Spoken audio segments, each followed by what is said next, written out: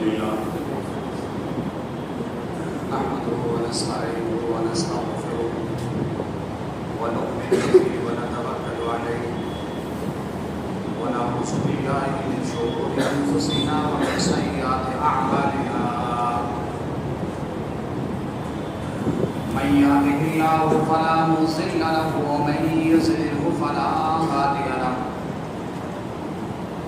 ونشهد أن لا إله إلا الله وحده لا شريك له ونشهد أن محمدا عبده ورسوله يا أيها الناس اتقوا ربكم الذي خلقكم من نفس واحدة وخلق منها زوجها وبث منهما رجالا كثيرا ونساء واتقوا الله الذي تساءلون به والأرحام إن الله كان عليكم رقيبا يا أيها الذين آمنوا اتقوا الله حق تقاته ولا تموتن إلا وأنتم مسلمون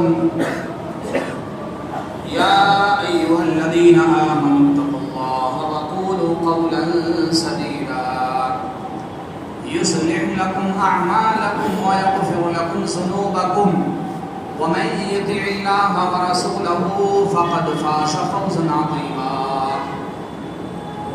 أما بعد فإن خير الحديث كتاب الله وخير الهدي هدي محمد صلى الله عليه وسلم وشر الأمور محدثاتها وكل محدثة بدعة وكل بدعة ضلالة وكل ضلالة في النار أعوذ بالله السميع العليم من الشيطان الرجيم بسم الله الرحمن الرحيم إن هذا القرآن يهدي للتي هي أقوم ويبشر المؤمنين الذين يعملون الصالحات أن لهم أجرا كبيرا وقال تعالى في موضع آخر أفلا يتدبرون القرآن أم على قلوب أقفالها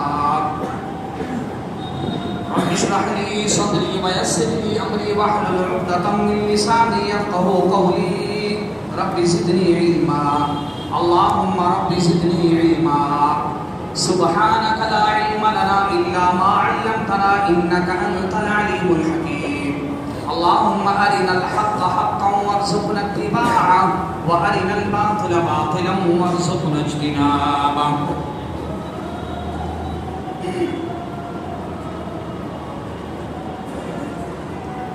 محترم سامعین، حاضرین جمعہ، بزرگان دین و نوجوانان ملت اسلامیہ، پردہ نشین ماؤں اور بہنوں اور عزیز بچوں اور بچیوں، خطبہ مسنونہ کے بعد قرآن پاک کی 2 آیات میں نے آپ کے سامنے آپ کے گوشے گزار کی ہے۔ ان آیات کی مناسبت سے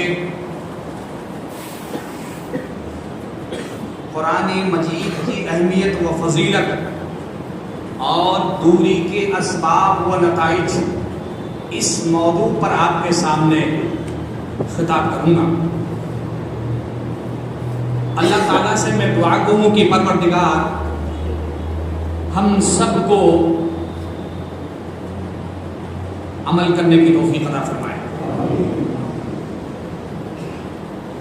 اس سے پہلے کہ میں اپنے موضوع کی طرف آؤں،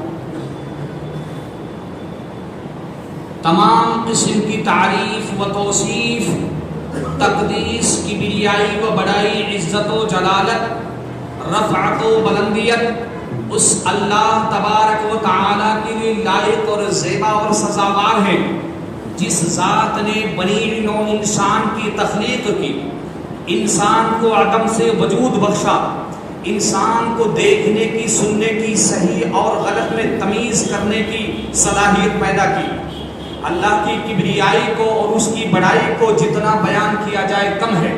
اس کے بعد بے شمار بے حد و حساب کتاب درود و سلام نازل ہوں تمام انبیاء کرام علیہم السلام پر، جن میں خصوصاً نبی آخر الزمان امام الانبیاء سید الاولین والآخرین، جن کا نامی اسم گرامی احمد مجتبیٰ حامد مصطفیٰ محمد عربی والعجمی صلی اللہ علیہ وسلم ہے، جن کو اللہ نے اس کائنات کی فلاح بہبودی، ترقی اور تنزل کے لیے مبعوث فرمایا، تاکہ اس کائنات کا رہنے والا انسان اپنے معبود حقیقی کو پہچان سکے، اپنے اس راستے کو پہچان سکے جو سیدھا راستہ ہے، 63 سال اس دنیا کے اندر رہے اور اس دنیا سے چلے گئے، مگر جس وقت قرآن کریم کا نزول ہوا اور آپ اسلام کی نشر و اشاعت کے لیے لوگوں کے پاس جاتے، قرآن کریم کی آیات ان کو سمجھاتے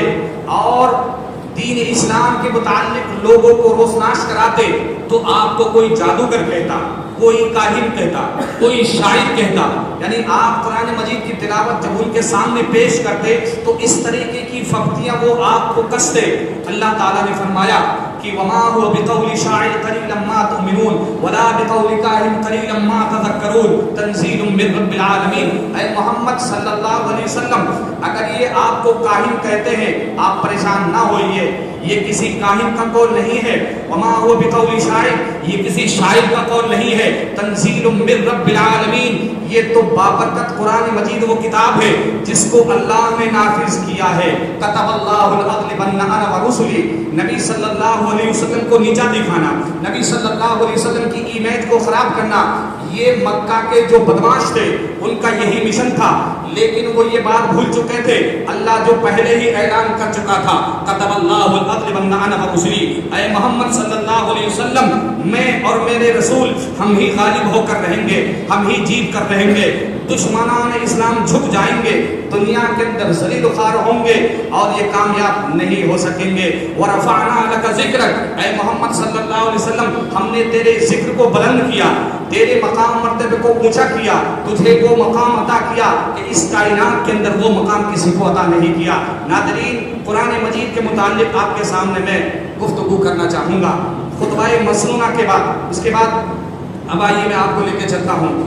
آج اگر ہم اور آپ دیکھیں گے کہ اللہ تبارک و تعالیٰ نے مختلف انبیاء کرام کو مختلف معجزے دیے، حضرت موسیٰ علیہ السلام کو عصا کا معجزہ دیا، اور اسی طریقے سے حضرت داؤد علیہ السلام کو ایک ایسا معجزہ دیا کہ وہ لوہا کو جس طرح ہاتھ سے چاہتے وہ آکار میں بدل دیتے، یعنی بالکل نرم ہو جاتا۔ کسی کو پانی کا معجزہ دیا، کسی کو ایسا معجزہ دیا کہ آستین سے ہاتھ نکالے چمکتا ہوا چاندی کی طرح ہو جائے۔ مگر قربان جائیے اس پیغمبر پر کہ جس کو اللہ تبارک و تعالیٰ نے قرآن مجید جیسی عظیم کتاب ایک معجزے کے طور پر دی، اور آج وہ ہمارے سامنے موجود ہے کہ جس کا ہم اگر اس کی تلاوت کریں بے شمار اس کا حساب کتاب ہمیں اور آپ کو ملتا ہے۔ ناظرین، دنیا میں سب سے پڑھی جانے والی کتاب کون سی کتاب ہے؟ ظاہر ہے کہ قرآن مجید ہے، مگر افسوس کی بات یہ ہے کہ سب سے زیادہ بغیر سمجھ کر پڑھی جانے والی کتاب تو میں نہیں کہوں گا، لیکن پھر بھی یہ ہے کہ بغیر سمجھے پڑھی جانے والی کتاب بھی کہیں نہ کہیں یہ ہے کہ لوگ اس کو صرف ایسے ہی پڑھتے چلے جاتے ہیں۔ لیکن اگر آدمی صرف ایسے ہی تلاوت کرتا ہے، اس کے بھی بڑے بڑے فضائل و مناقب ہیں، اس کا بھی بہت زیادہ اجر اور ثواب ہے۔ آج ہم اور آپ دیکھتے ہیں رمضان جیسے آتا ہے تو لوگوں کے گھروں میں جو قرآن مجید رکھے ہوئے تھے پچھلے 11 مہینوں سے وہ نکل آتے ہیں اور وہ وقت گردانی کرتے ہیں اور اس کی تلاوت کرتے ہیں، اور جیسے ہی رمضان نکل گیا قرآن مجید بند کر دیا گیا، اور کسی گھر کے باہر سے ہم اور آپ گزریں گے کوئی آواز نہیں آتی، یا تو گانوں کی آواز آتی ہے یا دوسرا کوئی شور و شغل کی آواز آتی ہے۔ اگر اتفاق سے کسی گھر سے آپ گزرے اور آپ کو قرآن مجید کی تلاوت کی آواز آ گئی تو کہیں نہ کہیں انسان یہ کہنے پر مجبور ہو جائے گا یا تو اس گھر کے اندر موت ہوئی ہے، یا اس گھر کے اندر کوئی بیمار ہے، یا یہ لوگ ششو پنج میں پڑے ہوئے ہیں، کسی فتنے کے اندر یہ مبتلا ہو گئے ہیں، یعنی کہ ان کو قرآن مجید تبھی یاد آتا ہے جب یہ پھنس جاتے ہیں، پریشان ہو جاتے ہیں۔ اللہ تعالیٰ نے ارشاد فرمایا ان ھذا القرآن یہدی للتی ہی اقوم، یہ فرمایا کہ اے میرے بندو انہا القرآن، بے شک یہ کتاب کریم، یہ قرآن مجید لوگوں کی ہدایت کے لیے ہے، وَيُبَشِّرَ الْمُؤْمِنِينَ الَّذِينَ يَعْمَلُونَ الصَّالِحَاتِ، اور ان لوگوں کے لیے خوشخبری ہے جو ایمان لائے، یعنی ایمان کن پر لایا جاتا ہے؟ اللہ پر ایمان لانا، رسولوں پر ایمان لانا، کتابوں پر ایمان لانا، یعنی وہ جتنی بھی کیٹاگری ہیں ان سب پر ایمان لانے والے کو اللہ تعالیٰ کہتا ہے وَيُبَشِّرَ الْمُؤْمِنِينَ الَّذِينَ يَعْمَلُونَ الصَّالِحَاتِ، کہ خوشخبری ہے ان لوگوں کے لیے جو ایمان لائے، جو قرآن مجید کی تلاوت کرتے ہیں، اور ان کے لیے ایسا اجر ہے، بہت بڑا اجر ہے، کبھی ختم نہ ہونے والا ہے۔ ناظرین، ہم اور آپ آج دیکھتے ہیں کہ قرآن مجید ایک ایسی عظیم کتاب ہے، اگر ہم اور آپ اس کو پڑھیں گے تو دل کی جو گندگی ہے، ہمارے دلوں پر جو تالے پڑے ہوئے ہیں، وہ تمام کے تمام تالے کھل جاتے ہیں۔ جس طریقے سے ایک موبائل ہوتا ہے، آپ نے اس پر لوک ڈالا ہوا ہے، آپ نے اس پر پیٹرن ڈالا ہوا ہے، آپ اس پر اپنی انگلی لگائیں گے وہ لوک کھل جائے گا، تو اسی طریقے سے ہمارے دلوں پر جو تالے پڑے ہوئے ہیں، افلا یتدبرون القرآن ام علی قلوب اقفالها، اللہ نے فرمایا کیا تم قرآن کریم پر تدبر نہیں کرتے؟ کیوں تدبر نہیں کرتے تم قرآن مجید پر؟ ام علی قلوب اقفالها، کیا تمہارے دلوں پر تالے پڑے ہوئے ہیں؟ پتہ یہ چلا کہ دل کے تالا کھولنے کے لیے ہم اور آپ کو قرآن مجید کی طرف آنا پڑے گا، اس کی تلاوت کرنا ہوگا، اور اگر ہم تلاوت نہیں کریں گے ہمارے دلوں پر زنگ لگ جائے گا، گناہ کے اثرات بڑھ جائیں گے، جس کی وجہ سے ہمارا دل سیاہ ہو جائے گا۔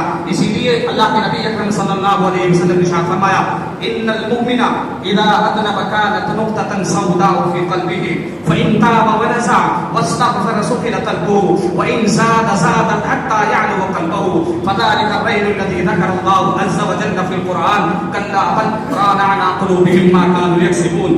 ایک مومن جب گناہ کرتا ہے اور گناہ کرنے کی وجہ سے اس کے دل پر ایک سیاہ نقطہ لگ جاتا ہے، ایک تالا اس کے دل پر پڑ جاتا ہے، اس کا دل لوک کر دیا جاتا ہے۔ فَإِن تَابَ، اگر وہ توبہ کر لے، اگر اللہ اس کو توفیق دے دے کہ وہ توبہ کرتا ہے، سُكِنَ قَلْبُهُ، تو اللہ تبارک و تعالی اس کے دل کو دھو دیتا ہے، وہ تالا کھول دیتا ہے۔ وَإِن زَادَتْ حَتَّى يَعْلُوَ قَلْبُهُ، اور اگر وہ گناہ پر گناہ کرتا چلا جائے، آپ جو چاہے حدیث اس کے سامنے بیان کرو، اس کا دل واٹر پروف ہو جاتا ہے، اس کا دل و دماغ کے اندر وہ بات نہیں گھستی ہے۔ فَإِن زَادَتْ حَتَّى يَعْلُوَ قَلْبُهُ فَذَلِكَ الرَّجُلُ الَّذِي ذَكَرَ اللَّهَ عَزَّ وَجَلَّ، یعنی اس کے دل کے اوپر گناہ کی وجہ سے تالے پڑ جاتے ہیں، زنگ لگ جاتا ہے، یہی وہ زنگ ہے جس کا ذکر اللہ تعالیٰ نے قرآن مجید میں ارشاد فرمایا کلا بل ران علی قلوبہم ما کانوا یکسبون۔ یہ سب غلط باتیں ہیں، یہ سب بیکار کی باتیں ہیں۔ علی قلوبہم ما کانوا یکسبون، صحیح بات یہ ہے کہ دین سے دوری کی وجہ سے، قرآن کریم سے انہوں نے دوری بنائی، اس وجہ سے اللہ نے ان کے دلوں پر تالے لگا دیے اور یہ بالکل مفلوج اور کمزور ہو گئے ہیں۔ تو ناظرین، اس لیے ہم اور آپ کو چاہیے کہ ہم قرآن مجید کی تلاوت کریں۔ جب ہم احادیث کا مطالعہ کرتے ہیں، بے شمار ایسی احادیث ہم کو ملتی ہے، اللہ کے نبی اکرم صلی اللہ علیہ وسلم نے ارشاد فرمایا یقال لصاحب القرآن اقرأ ورتل كما كنت ترتل في الدنيا فإن منزلتك عند آخر آية تقرأها۔ بڑی مشہور روایت ہے، مبارکباد میں پیش کرتا ہوں ان لوگوں کو جن لوگوں نے قرآن مجید کو حفظ کیا، یا وہ والدین جو اپنے اولاد کو یہ چاہتے ہیں کہ میری اولاد حافظ بنے، یا قرآن مجید کا جتنا بھی چاہے وہ پارا یا حفظ کرے۔ اللہ کے نبی اکرم صلی اللہ علیہ وسلم نے بڑی تعریف فرمایا یقال لصاحب القرآن، کل قیامت کے روز صاحب قرآن سے، حافظ قرآن سے کہا جائے گا یقال لصاحب القرآن اقرأ، تم قرآن کریم پڑھو، ورتل کما كنت ترتل فی الدنیا، جیسے تم دنیا کے اندر قرآن مجید کو ترتیب کے ساتھ خوش ارحانی کے ساتھ، مخرج کے ساتھ، پروننسیشن کے ساتھ پڑھا کرتے تھے۔ فَإِنَّ مَنزِلَتَكَ عِنْدَ آخِرِ آیَةٍ تَقْرَؤُهَا، تم پڑھتے جاؤ، جنت کی سیڑھیوں میں چڑھتے جاؤ۔ اللہ اکبر، کتنی بڑی فضیلت ہے، لیکن آج ہم اور آپ قرآن کریم کو بھول کر دنیا کی طرف چلے گئے۔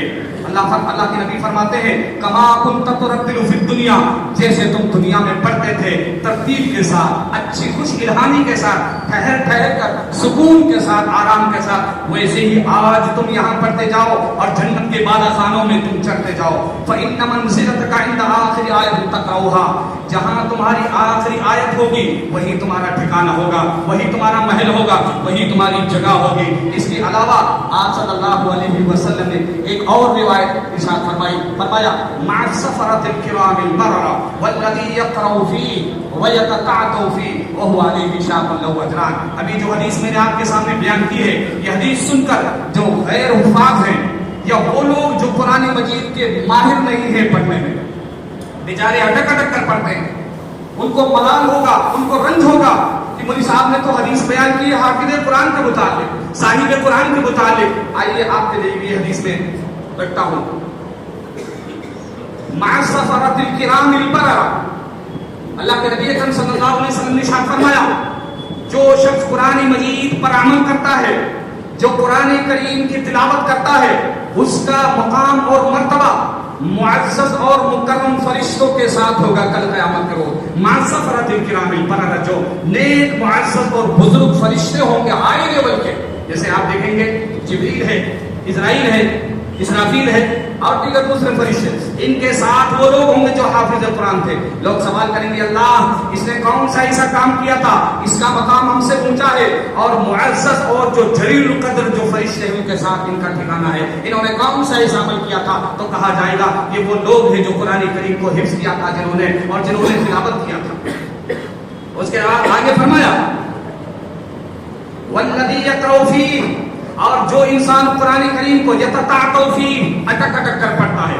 بعض ایسے بزرگ ہیں جو قرآن مجید کو اٹک اٹک کر پڑھتے ہیں، بیچارے بڑی مشکل ہوتی ہے، وہو علیہ شاق، ان کے اوپر بھاری پن گزرتا ہے، وہ بیچارے پڑھ نہیں پاتے، ان کی زبان پر وہ الفاظ چڑھ نہیں پاتے ہیں، وہ اٹک اٹک کر پڑھتے ہیں۔ تو اللہ کے نبی صلی اللہ علیہ وسلم نے خوشخبری دی، فرمایا شاق لہ اجران، اگر کوئی شخص اٹک اٹک کر پڑھتا ہے، بڑھاپا زیادہ آ گیا ہے، اس دوران میں جب وہ جوان تھا، جب قرآن مجید کو اس نے سیکھا تھا کسی عالم سے، مولوی سے، ان کو صحیح طریقے سے ڈھنگ والے عالم نہیں ملے، انہوں نے الٹا پلٹا تھوڑا ایسے ہی پڑھ لیا، تو پھر بھی اگر وہ تلاوت کرتا ہے اس کے لیے اجران، اس کے لیے ڈبل ثواب ہے۔ اللہ یہ ہے فضیلت قرآن کریم کے پڑھنے کی۔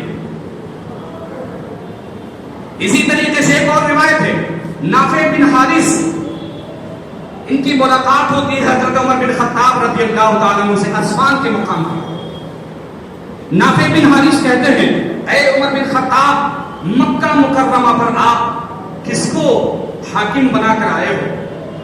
یعنی وہ پورا مینٹین جو کرتا ہے کس کو ذمہ دار بنایا ہے آپ نے؟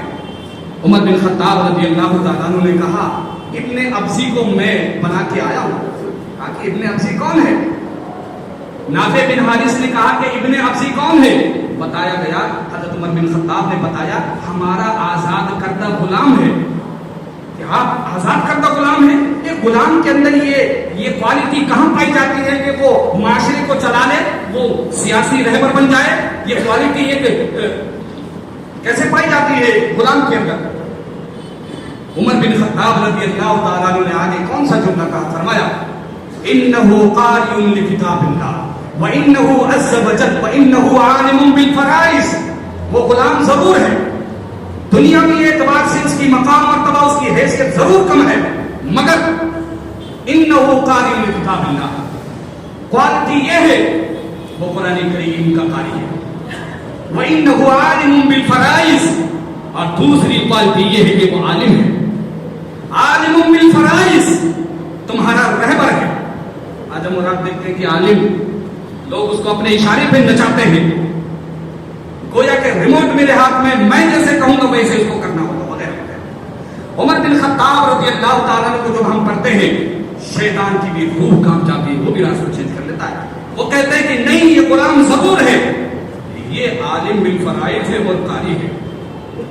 اس کے بعد عمر بن خطاب رضی اللہ تعالیٰ عنہ اپنے جذبات پر قابو نہیں رکھ سکے، انہوں نے فرمایا اے نافع بن حارث، تمہارے نبی کا قول ہے، تمہارے نبی کی حدیث ہے، ان اللہ یرفع بهذا الکتاب اقواما ویضع به آخرین، کہ اللہ تبارک و تعالی بہت سے لوگوں کے درجات کو اس وجہ سے بلند کرتا ہے، دنیا میں ان کو معزز اور مکرم بناتا ہے، یعنی ان کی امیج بڑی بہترین بن جاتی ہے اس لیے کہ وہ قرآن مجید کی تلاوت کرتے ہیں۔ یرفع بهذا الکتاب، اس کتاب کے ذریعے اللہ بہت سے لوگوں کو بلند کر دیتا ہے وَيَذَرُ بِهِ آخَرِينَ، اور بہت سے لوگوں کو ذلیل و خوار کر دیتا ہے. یعنی جو انسان قرآن کریم سے دوری بناتا ہے، منہ موڑتا ہے، تلاوت نہیں کرتا، ایسے ہی پس پشت ڈال دیا، اللہ تبارک و تعالیٰ اس کی وجہ سے اس کو دنیا کے اندر ذلیل و خوار کر دیتا ہے.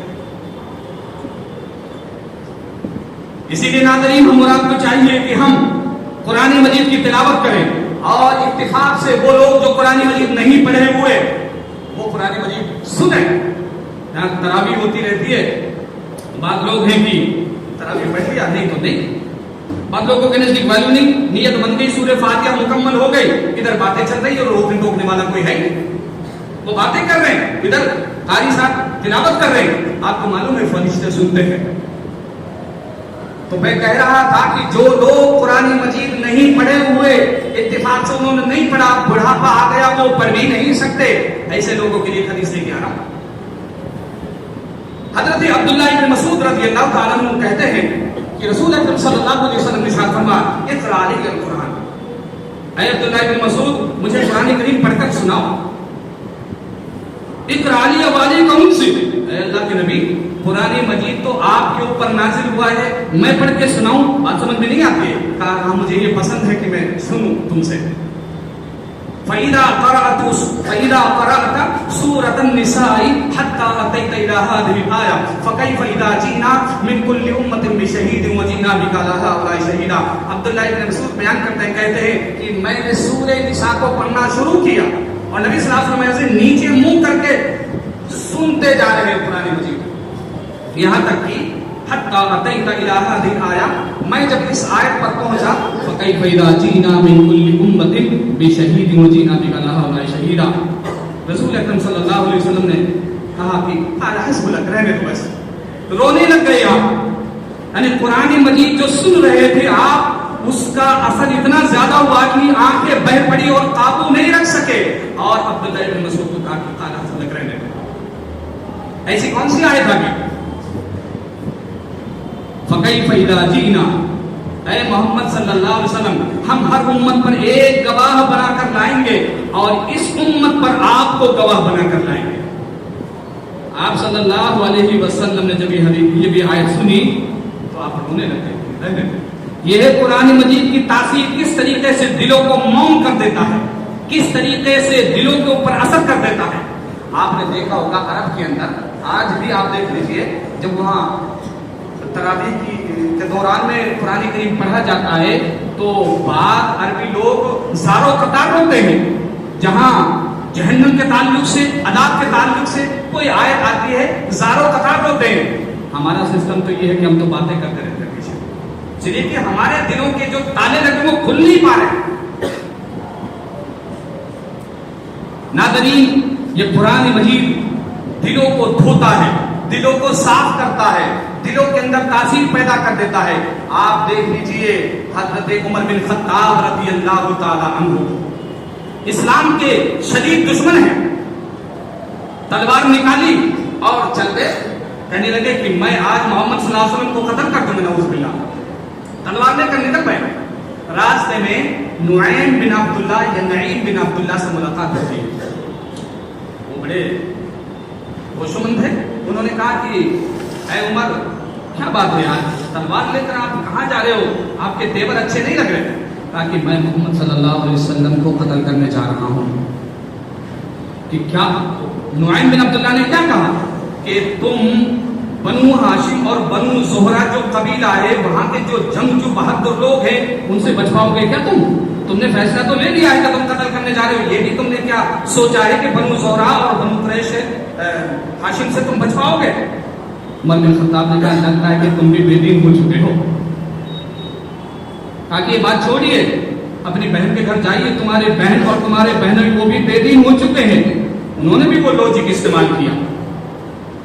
وہیں سے عمر بن خطاب نے یو ٹرن لیا، وہ جا رہے تھے محمد صلی اللہ علیہ وسلم کو قتل کرنے، وہیں سے پھر اپنے بہن کے گھر چلے گئے. حضرت خباب بن ارت رضی اللہ تعالیٰ عنہ کو قرآن مجید سکھا رہے تھے، یہ پڑھا رہے تھے، وہ لوگ سن رہے تھے. دروازہ بند تھا، آئے، کہا کہ کیا پڑھ رہے تھے؟ انہوں نے جواب نہیں دیا. پتہ لگ گیا کہ یہ بے دین ہو گئے ہیں. اور مارنا شروع کیا. پہلے بہنوئی کو مارا, پھر بہن کو مارا. جب مایوس اور نا امید ہو گئے تو کہنے لگے کہ یہ کام کرو, جو تم پڑھ رہے تھے وہ ذرا مجھے بھی تو لا کر دکھاؤ, وہ کیا ہے, تاکہ آپ ناپاک ہیں, آپ پہلے غسل کیجئے پھر آپ کو وہ ہم دیں گے. غسل کیا, اس کے بعد وہ صحیفے لا کر رکھ دیے اور انہوں نے پڑھنا شروع کیا. طٰہٰ مَا أَنزَلْنَا عَلَيْكَ الْقُرْآنَ لِتَشْقَىٰ إِلَّا تَذْكِرَةً لِمَن يَخْشَىٰ. جیسے جیسے وہ قرآن مجید پڑھتے جا رہے ہیں ان کے دلوں کے جو تالے ہیں وہ کھلتے جا رہے ہیں. دل کے اندر جو گندے جراثیم ہیں, جو شرکیت ہے, جو کفریت ہے, جو اللہ کے تعلق سے اور نبی صلی اللہ علیہ وسلم کے تعلق سے جو بھی غلط اور غلیظ باتیں جو ان کے ذہن میں دل و دماغ میں تھی, وہ ساری کی ساری دھلتی جا رہی, صفائی ہوتی جا رہی ہے. اس کے بعد کہتے ہیں ما ھذا احسن الکلام واکرمہ, یہ تو کتنا معزز کلام ہے, کتنا بہترین کلام ہے, اور اسلام قبول کر لیا. یعنی قرآن مجید کے اندر وہ حلاوت ہے, قرآن مجید کے اندر وہ تاثیر ہے, قرآن مجید کے اندر وہ چاشنی ہے کہ اگر کوئی قرآن مجید کو پڑھتا ہے اور اس پر عمل کرتا ہے, اللہ تبارک و تعالی اس کی وجہ سے راہ راست پر اس کو لا دیتا ہے, سیدھا راستہ دکھا دیتا ہے. وَأَنَّ هَذَا صِرَاطِي مُسْتَقِيمًا فَاتَّبِعُوهُ وَلَا تَتَّبِعُوا السُّبُلَ فَتَفَرَّقَ بِكُمْ عَنْ سَبِيلِهِ. راہ راست پر اس کو لا دیتا ہے قرآن مجید. اور قرآن مجید قبر کے اندر بھی کام آتا ہے. سنن ابی داؤد کتاب السنہ کی روایت ہے. حدیث کے راوی حضرت براء بن عازب رضی اللہ تعالیٰ عنہ ہیں. وہ کہتے ہیں کہ اللہ کے رسول اکرم صلی اللہ علیہ وسلم نے ارشاد فرمایا, جب ایک مومن کو قبر کے اندر دفن کیا جاتا ہے, فرشتے اس کے پاس, 2 فرشتے آتے ہیں. آپ نے غور کیا ہے کہ جب انسان قبر کے اندر چلا جاتا ہے تو کیا کیفیت ہوتی ہے؟ حدیث جب پڑھیں گے تو پتہ چلے گا. 2 فرشتے آتے ہیں, اس کو بٹھاتے ہیں, وہ لیٹا ہوا رہتا ہے, اس کو بٹھاتے ہیں مومن آدمی کو, اور اس سے سوال کرتے ہیں, جو سوال کیے جاتے ہیں کہ من ربک ما دینک. وہ سوال کرنے کے بعد پھر آگے سوال کے وہ جواب دے دیتا ہے. آگے پوچھتے ہیں وہ کہ تم نبی کے بارے میں تمہارا کیا گمان ہے, تمہاری کیا رائے ہے نبی کے بارے میں؟ مومن آدمی کہتا ہے کہ وہ اللہ کے رسول ہیں. پھر اس کے بعد فرشتہ کہتا ہے فَكَيْفَ تَدْرِيكَ, یہ ادراک اس طریقے کے الفاظ ہیں, تجھے کیسے پتا چلا کہ میرا رب اللہ ہے, میرا دین اسلام ہے, میرا نبی محمد ہے, تجھے کیسے پتا چلا؟ وہ مومن جو قبر کے اندر رہتا ہے وہ کیا کہتا ہے؟ قرأت کتاب اللہ وآمنت به فآمنت به وصدقت به. میں نے قرآن مجید کو پڑھا تو مجھے پتا چلا کہ میرا رب اللہ ہے. میں نے قرآن مجید کو پڑھا تو مجھے پتا چلا کہ میرا نبی رسول محمد صلی اللہ علیہ وسلم. قرأت کتاب اللہ, میں نے قرآن مجید کو پڑھا. اب آپ ذرا یہاں غور فکر کیجئے, جس نے قرآن مجید کو نہیں پڑھا یا اس پر عمل نہیں کیا تو وہ کیا جواب دے گا؟ اس کا مطلب یہ نہیں کہ جس نے قرآن مجید نہیں پڑھا کہ صاحب وہ تو پھنس جائے گا. نہیں, اگر اس نے نہیں پڑھا اتفاق سے مگر عمل کیا ہے اس نے, کسی وجہ سے وہ ان پر رہ گیا تھا, اس کا مطلب یہ نہیں کہ وہ کھائے وہ حاصل ہوا, کوشش کرنی چاہیے اس کو بھی. تو آج کیا کہتا ہے؟ میں نے قرآن مجید پڑھا اور اس پر ایمان لایا, وصدقت, اور اس کو سچ مانا. فرشتہ کہتا ہے کہ ٹھیک ہے, آرام سے رہیے اور تمہارے لیے کوئی پریشانی نہیں ہے. پتہ یہ چلا کہ قرآن مجید قبر کے اندر بھی کام آتا ہے. اسی طریقے سے آپ بات لوگ ہیں, کوئی سا کم کر دیجیے, گھر میں عجیب غریب آوازیں آتی ہیں, پریشانیاں ہو رہی ہیں, سب سے بہترین طریقہ یہ ہے ان الشیطان ینفر من البیت الذی تقرأ فیہ سورۃ البقرہ. آپ اپنے گھر میں سورہ بقرہ کی تلاوت کیجیے, شیطان داخل نہیں ہو سکے. قرآن کریم کے اندر کیا تاثیر ہے اسی کے متعلق آئیے آپ کو آگے لے کے چلتا ہوں.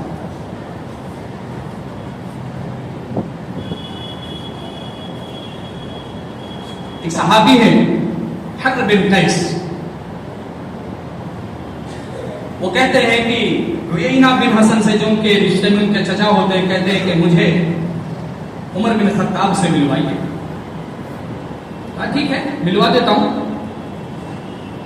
عیینہ بن حسن گاؤں دیہات کے رہنے والے تھے اور تھوڑے کڑک مزاج تھے. تو حر بن قیس نے ان کو ملوایا.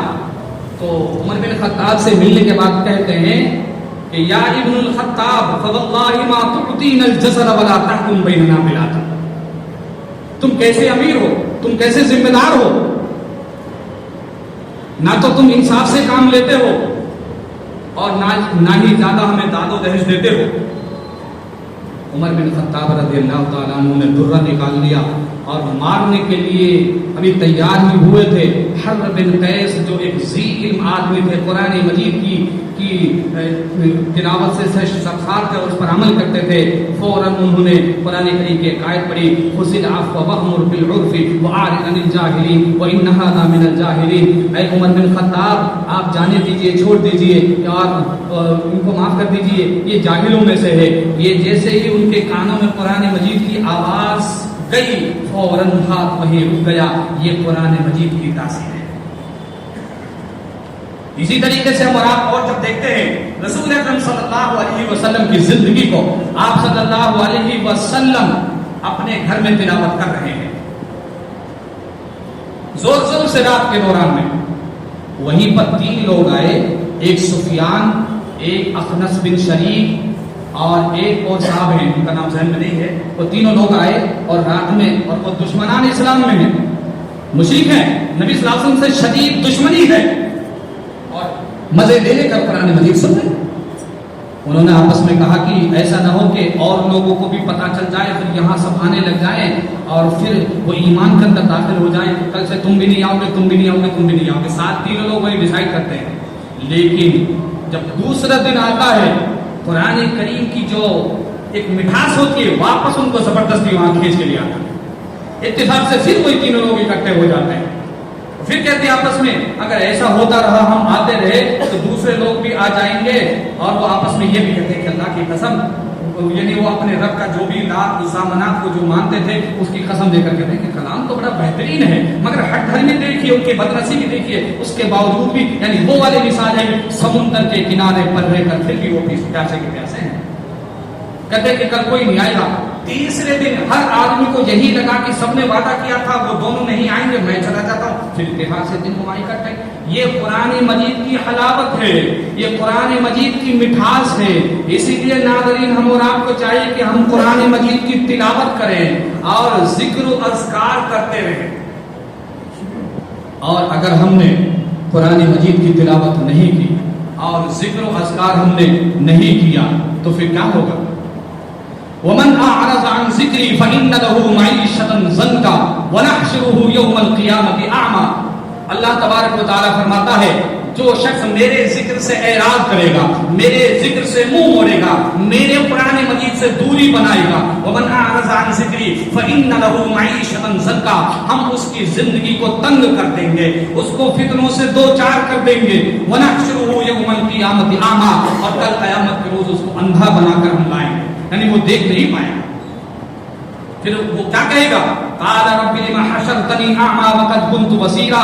اے اللہ، دنیا کے اندر تو میں دیکھتا تھا، آج مجھے اندھا کیوں بنا دیا گیا، میں کچھ نہیں دیکھ پا رہا ہوں. کل قیامت کے روز وہ سوال کرے گا اپنے رب سے. اللہ تبارک و تعالیٰ کہے گا کہ قال كذلك اتتك آیاتنا، ہماری آیتیں تیرے پاس آئی تھی، تو نے ان کو بھلا دیا تھا، تو نے ان کو پس پشت ڈال دیا تھا، تو نے اس کو توجہ نہیں دی، تو نے اس کو ہلکا سمجھا، بلکہ تو نے قرآن مجید پر دوسرے مضامین کو فوقیت دی. جیسے کہ آج کے دور میں ہم اور آپ دیتے ہیں، یعنی کوئی بچہ قرآن مجید کی تعلیم سیکھتا ہے 100-200 روپے، اور اس کے علاوہ دوسرے مضامین کو پڑھتا ہے، فزکس ہے، کیمسٹری ہے، بایولوجی ہے، ان کی طرف آدمی کا اتنا زیادہ رجحان ہے وہ ایک موٹی رقم دینے کے لیے تیار ہو جاتا ہے. اس بات سے یہ پتا چلتا ہے ہمارے دلوں کے اندر قرآن مجید کی اہمیت اور قرآن مجید کی ویلیو کتنی ہے. چلیے ناظرین، ہم اور آپ کو چاہیے کہ ہم قرآن مجید پڑھیں. قال كذلك اتتك آیاتنا فنسیتها وكذلك اليوم تنسى. اللہ فرمائے گا تیرے ساتھ ویسا ہی ہونا چاہیے، تیرے پاس ہماری آیتیں آئی تھی، فنسیتها وكذلك اليوم تنسى، تو نے ہماری آیات کو بھلا دیا. کتنے ایسے لوگ ملیں گے کہ جنہوں نے اپنے بچپن میں قرآن مجید پڑھا تھا، مگر آج وہ اس روانی کے ساتھ قرآن مجید کو نہیں پڑھ سکتے جیسے انہوں نے بچپن میں پڑھا تھا. کتنے ایسے لوگ موجود ہوں گے جنہوں نے 10 सूरतें, 20 सूरतें, 15 सूरतें अपने बचपने में हिफ्ज की थी, आज वो सही तरीके से उनको नहीं पढ़ सकता।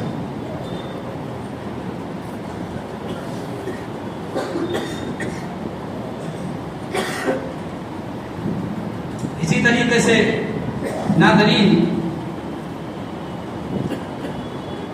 रसूल अकरम सल्लल्लाहु अलैहि वसल्लम ने कुरान मजीद की फजीलत के ताल्लुक से इरशाद फरमाया, ला हसद इल्ला फिस्नतैन, रजुल आताहु अल्लाहुल कुरान आना अल-लैल व आना अन-नहार, व रजुल आताहु अल्लाहु मालन फहुव यनफिकुहु आना अल-लैल व आना अन-नहार।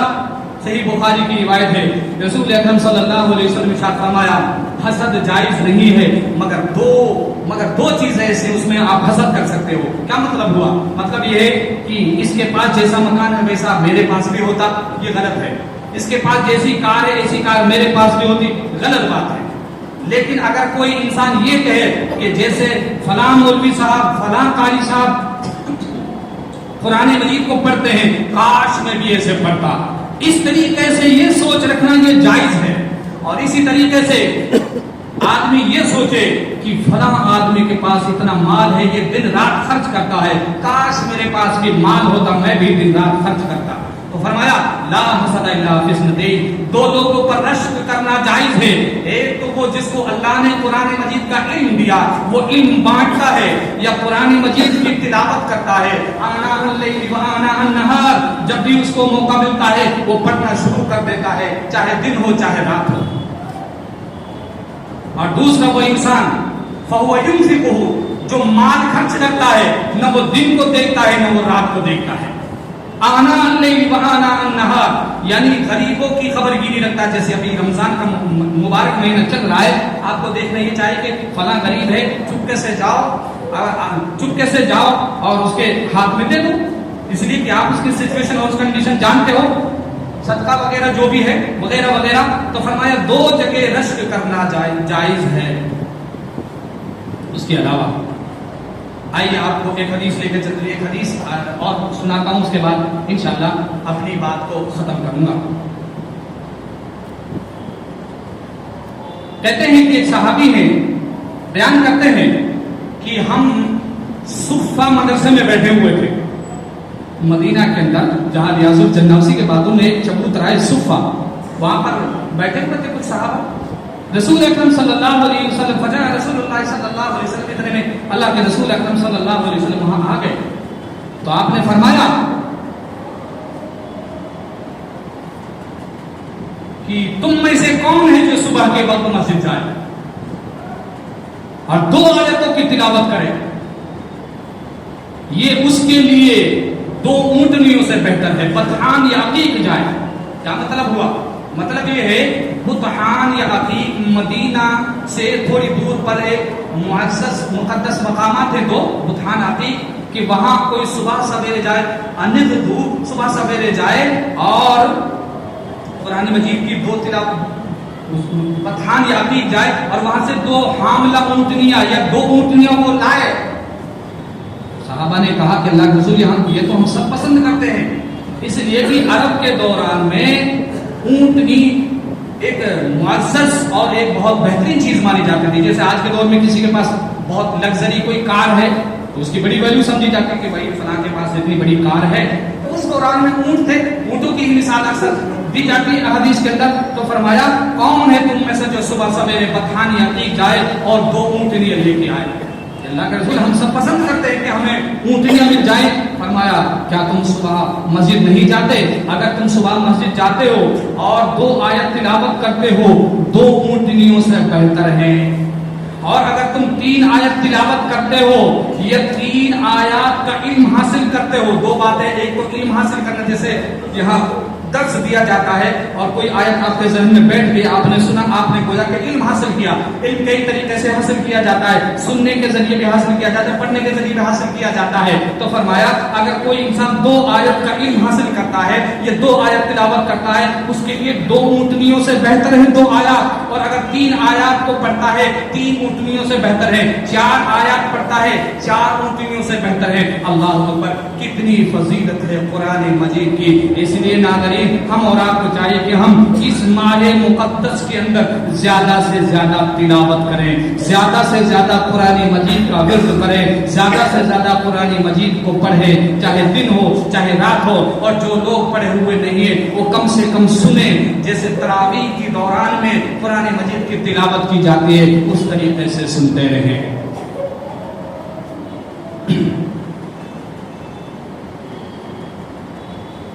اب آخر میں اللہ تبارک و تعالیٰ سے میں دعا گو ہوں کہ پروردگار ہم سب کو قرآن مجید کی تلاوت کرنے کی توفیق عطا فرما۔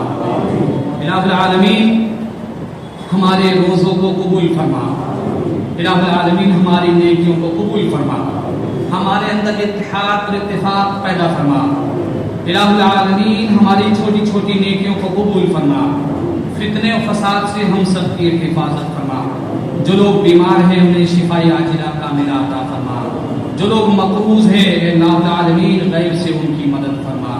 بارک اللہ لنا ولکم فی القرآن المجید ونفعنی وإیاکم بالآیات والذکر الحکیم انہ تعالی جواد کریم ملک رؤوف رحیم۔